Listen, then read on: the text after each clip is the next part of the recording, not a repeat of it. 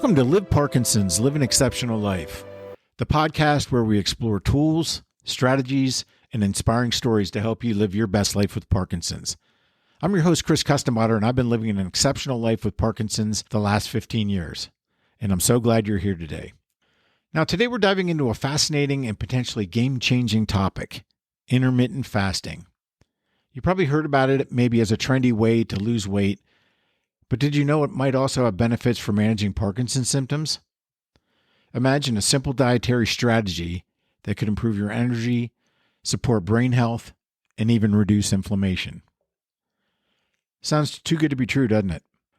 Well, join me and we'll unpack the science, the benefits, the challenges, and practical ways to incorporate intermittent fasting into your life safely and effectively. Now, I'll be honest with you, I've tried intermittent fasting in the past, but didn't stick with it, mainly because I wasn't totally committed at the time. However, one of my major goals in 2025 is to lose about 60 pounds, because I've gotten to an unhealthy weight and I'm determined to change, so I feel healthier, I'm more mobile, and quite frankly, at 61 years old, I want to be around to spend time with my family and watch my granddaughter Bonnie grow up and be an active part of her life.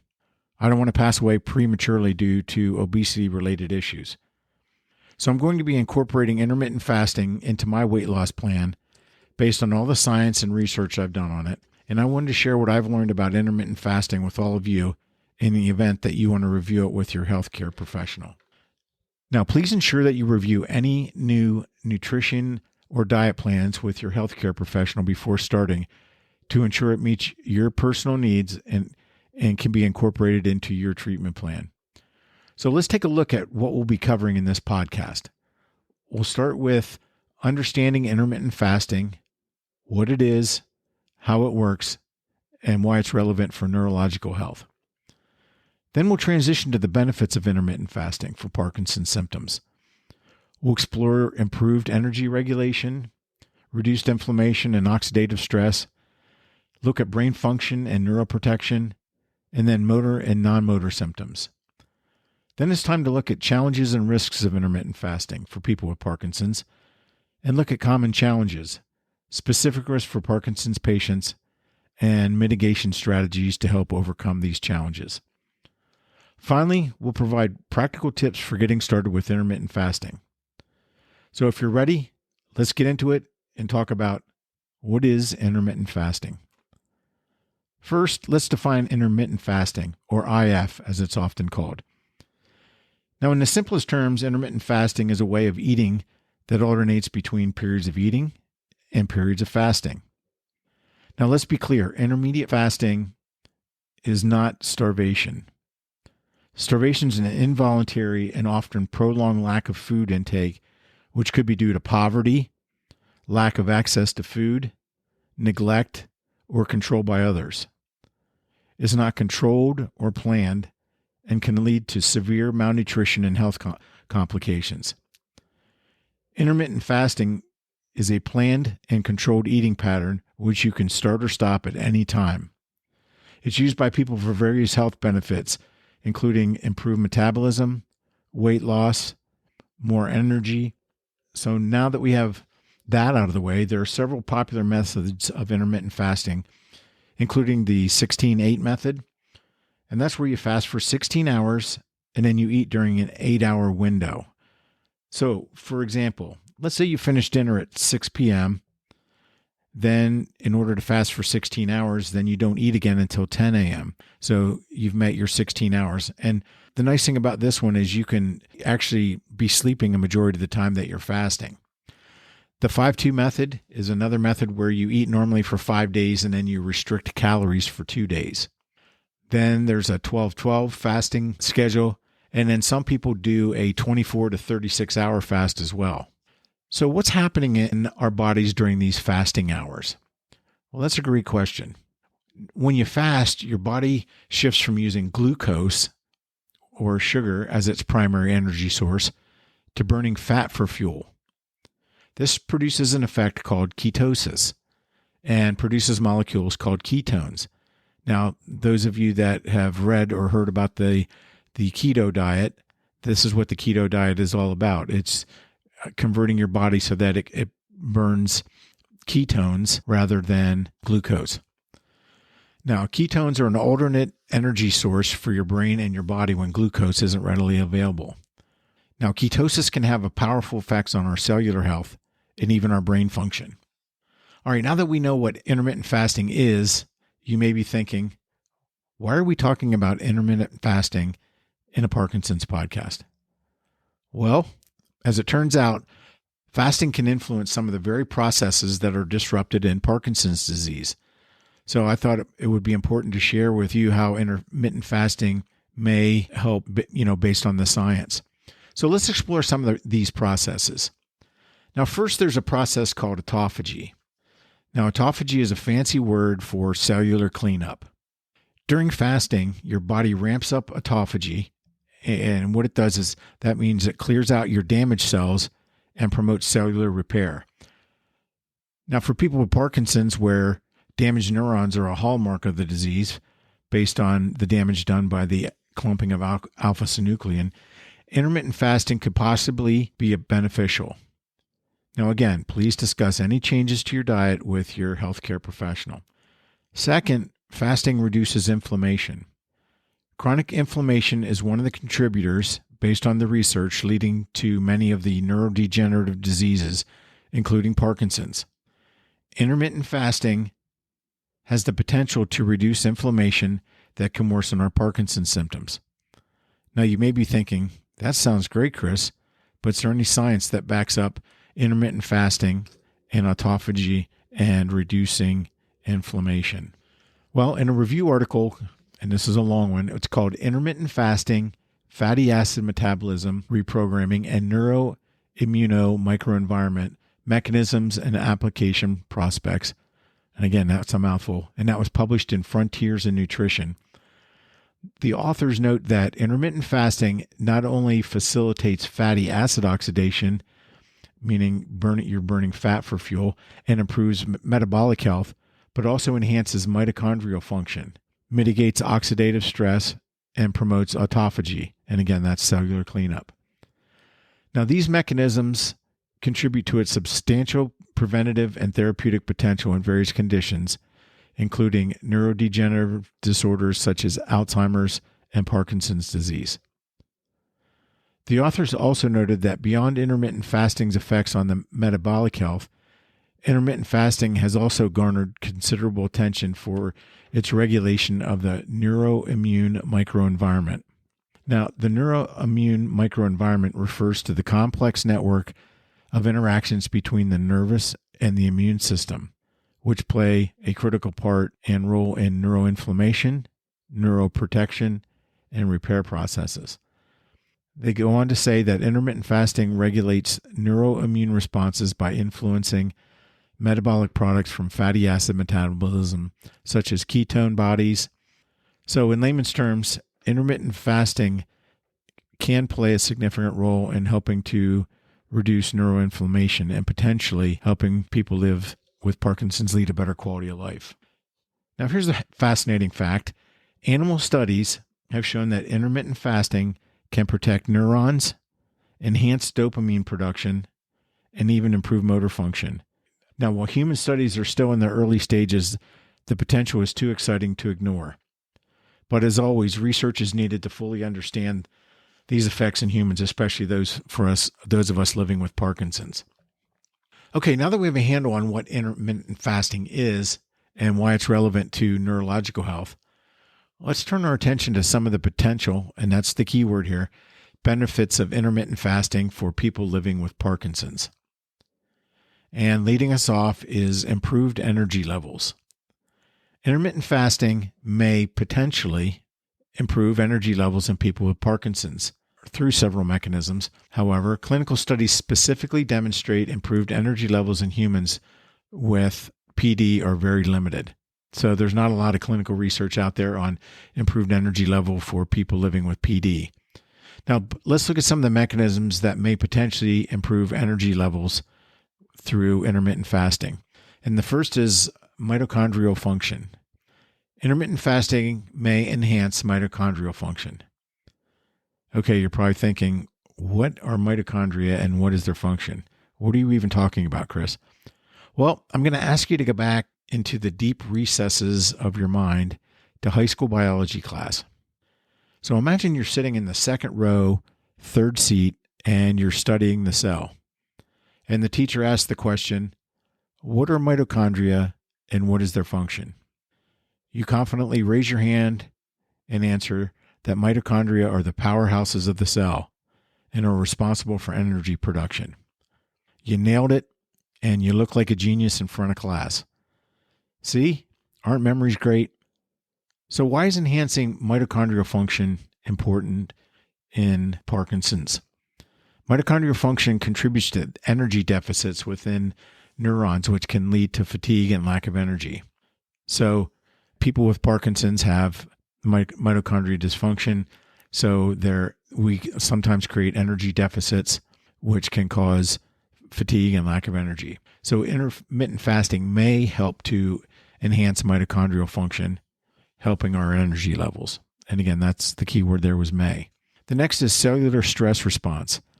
Intermittent fasting can help activate cellular stress response pathways, promoting cellular repair, or autophagy, and potentially improving how we utilize energy. So if autophagy cleans up damaged cells, the other cells are therefore able to work more efficiently.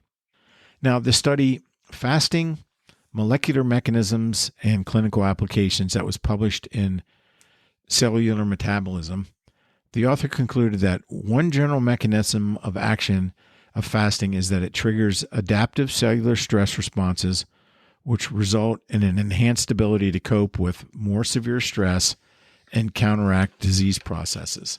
The next mechanism is inflammation. Now, chronic inflammation is associated with Parkinson's and contribute to fatigue. Intermittent fasting, as mentioned earlier, may have anti-inflammatory effects, potentially reducing inflammation-related fatigue. In a study published in the journal Cell, Mount Sinai researchers found that fasting reduces inflammation and improves chronic inflammatory diseases without affecting the immune system's response to acute infection. So if we can use intermittent fasting to reduce inflammation, that can potentially help us improve our energy levels. All right, these mechanisms resulting from intermittent fasting and potentially helping to improve energy levels.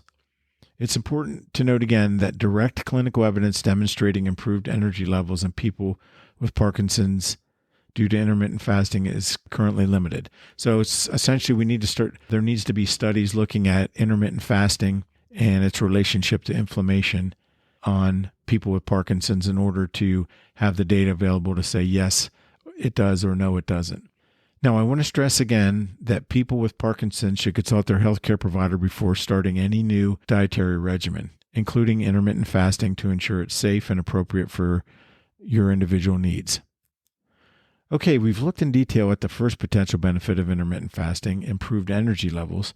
Let's move on to the second potential benefit, and that's enhanced brain function. Let's look at several mechanisms which may potentially enhance brain function in people with PD. The first is neurogenesis and neuroplasticity. Intermittent fasting may stimulate the production of new brain cells, which is neurogenesis, and enhance the brain's ability to reorganize and form new connections, thereby helping us learn new things. So I talked about neuroplasticity in some other podcasts. So let's say we want to learn to play a musical instrument. Through neuroplasticity, we make neural connections, and that's going to help us learn to play maybe the drums or the flute or the cello. Now, the next mechanism is brain-derived neurotropic factors. Now, wait, there's a lot of words in there. It sounds like a bunch of gobbledygook. Well, essentially, intermittent fasting can increase levels of brain-derived neurotropic factor, which is a protein crucial to brain cell survival and growth. Now, I must be pretty lacking in that one then, I guess. So that was a mouthful. That's brain-derived neurotropic factors. Next up is insulin sensitivity. Intermittent fasting may help improve insulin sensitivity, which is important for brain function. Animal studies have shown that intermittent fasting can protect neurons from damage and improve cognitive function in various neurological conditions. In addition, animal studies have shown that intermittent fasting may protect dopaminergic neurons and improve motor function. Now, it's important to note that while animal studies are promising, more research is needed to fully understand the effects of intermittent fasting on brain function in people with PD. Now, coming in at number 3 on our list of potential benefits for PD is reduced motor symptoms. Now, while some animal studies have shown improvements in motor function with intermittent fasting, research on people with Parkinson's again is limited. However, some early research suggests that intermittent fasting might improve motor function, and that's the key word, might, by enhancing the brain's ability to adapt and repair. Although sometimes I feel like my brain's in the garage for repair. And now for our final benefit, which is one I struggle with, and that's weight management. Now, many people with Parkinson's struggle with weight gain due to inactivity or medication side effects, although weight loss is typically more common in people with PD. Now, intermittent fasting can help regulate weight without extreme dieting. Alrighty, so there are the potential benefits of intermittent fasting with Parkinson's. But for fair balance, if I'm going to talk about the benefits, I also need to talk about the challenges and risks that intermittent fasting may pose, especially for people living with Parkinson's. Now, for those of us that love to eat, and I can be found right at the front of the line for that one, the first challenge is, drumroll please, hunger and fatigue. When starting intermittent fasting, it's common to feel hungry and want to start going into the kitchen and pantry and grazing. And then you also may experience periods of where you're tired and fatigued. The good news is that those symptoms usually fade after a few days to a week.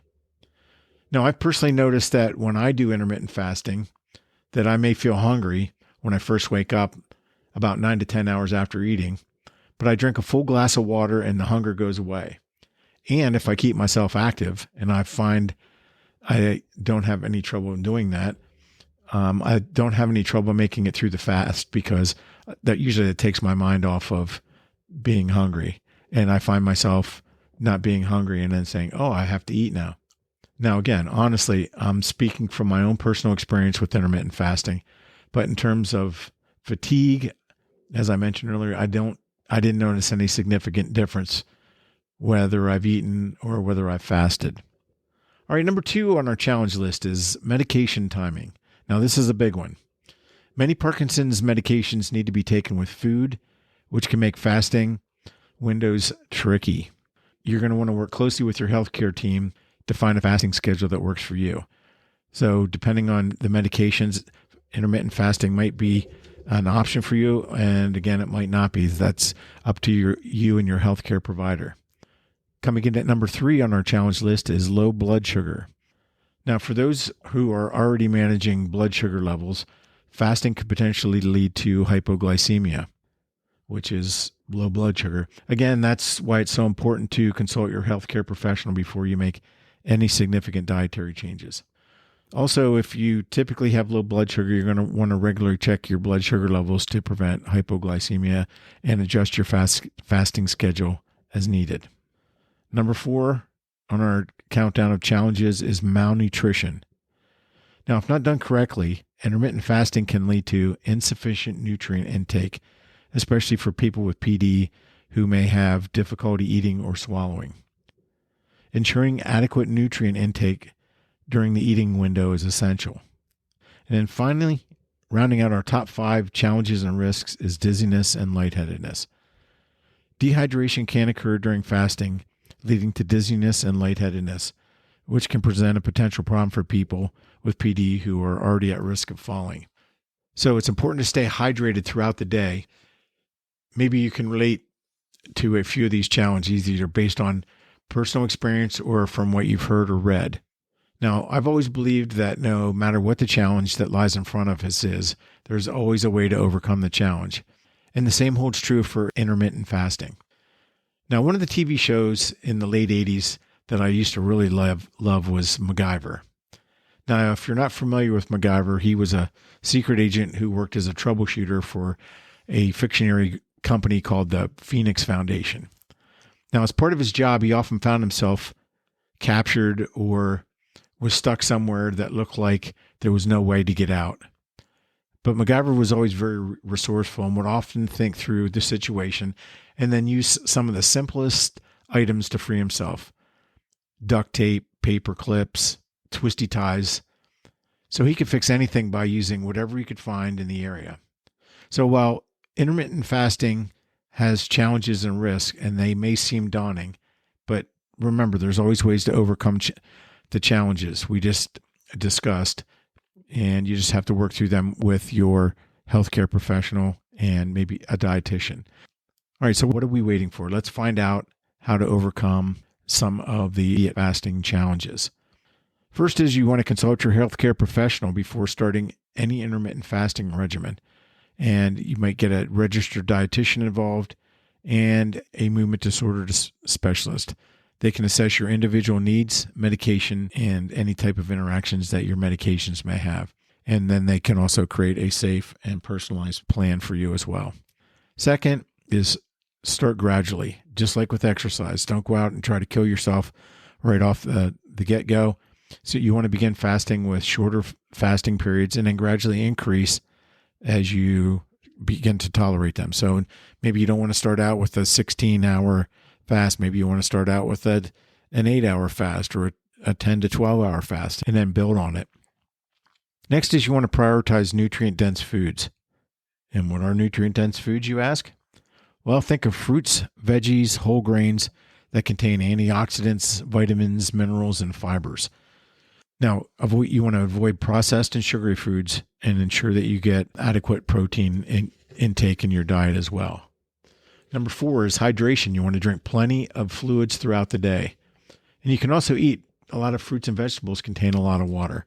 Cucumbers, celery, melons, citrus fruits.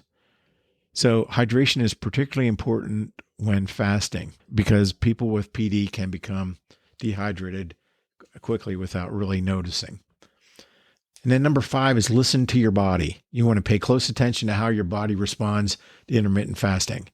If you experience any adverse effects, stop and talk to your doctor. And then one thing you can do too is consider alternative approaches. So if traditional intermediate fasting proves too challenging, explore alternative approaches like time-restricted feeding. So for example, eating within a specific 8-hour window, or use modified fasting methods.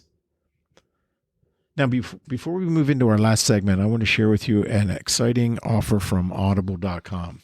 If you're not familiar with Audible, they're your one-stop source for audio entertainment. They offer an incredible selection of audiobooks across every genre, from bestsellers to new releases, celebrity memoirs, motivation, health and wellness, business, and more. Their Audible app makes it easy to listen anytime, anywhere, whether you're traveling, cooking dinner, relaxing on the beach, or just going for a walk. New members can trial Audible for free for 30 days and get a free audiobook. Now, for a feel-good, optimistic book, I recommend A Funny Thing Happened on the Way to the Future by Michael J. Fox. And for Parkinson's-related audiobook, I recommend Ending Parkinson's Disease, A Prescription for Action by Ray Dorsey and others. Now, to take advantage of the free 30-day trial and free audiobook, visit www.audibletrial.com/thrive. That's www.audibletrial.com/thrive. And I'll leave a link in the podcast description. Now, for complete honesty and transparency, if you sign up for the free 30-day Audible trial and free audiobook, Audible pays me a small commission, which I use to support this podcast. Thank you for supporting this podcast. All right, let's switch gears and head down the home stretch. Are you thinking about giving intermittent fasting a try? Well, here's some practical examples of how to get started. Number 1, start slowly, as I mentioned earlier. You might want to begin with a 12-hour fast and then gradually increase to 14 and then maybe go to 16 hours as your body adapts. Now, the nice thing about starting with a 12-hour window is close to 2/3 to 3/4 of the time you'll be sleeping. So if you finish dinner at 7 and don't eat anything else, you can break your fast at 7 a.m. the next morning. A 16-hour fast would allow you to eat again at 11 a.m. Second, hydrate. Make sure to drink plenty of water even when you're not thirsty. Consider adding electrolytes to stay hydrated during your fasting periods. And then you can also buy waters that contain electrolytes as well. Number 3 is choose the right foods. Again, focus on nutrient-dense, anti-inflammatory foods during your eating windows. So think of leafy green vegetables, healthy fats like olive oil and avocados, and lean protein. And number 4, exercise. Yes, I said that dreaded word again. Now, I found exercise helps stave off hunger. So find something you enjoy and start exercising. It's really going to help you when you're doing intermittent fasting. And then number 5, keep busy. So when you first start, you may be focusing on food and hunger, which makes you want to eat. So find things to keep yourself busy, and you won't feel hungry, and the fasting time will seem to go a lot faster. So make sure you track your progress. Track your energy levels and overall well-being to see how fasting is going to affect you. All right, as we explore today, intermittent fasting holds a lot of promise as a tool for managing Parkinson's symptoms. Now, while it's not a magic bullet, it's another potential strategy in the toolkit for living a great quality of life with Parkinson's.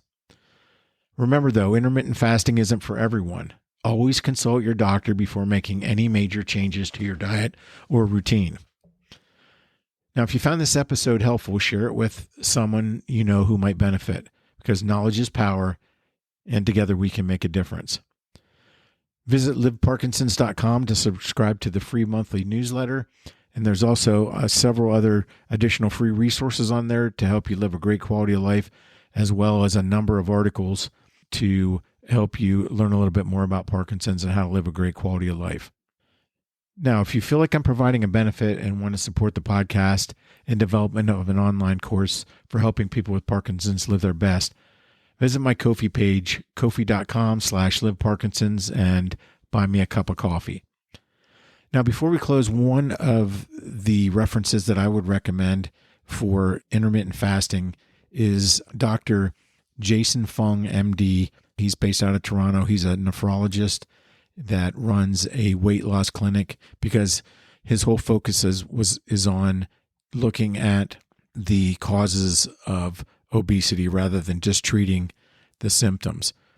So he has several books. One's called Obesity Code, and he has another one called The Complete Fasting Guide. I have both of those and highly recommend those as well. So you can do a search for Dr. Jason Fung, MD, and also you can follow him on YouTube. He has a number of videos on fasting. So as we close, I want you to remember to stay healthy, stay strong, and live your best life with Parkinson's. Thanks for listening, and I hope you all have a spectacular day, and I hope to see you soon.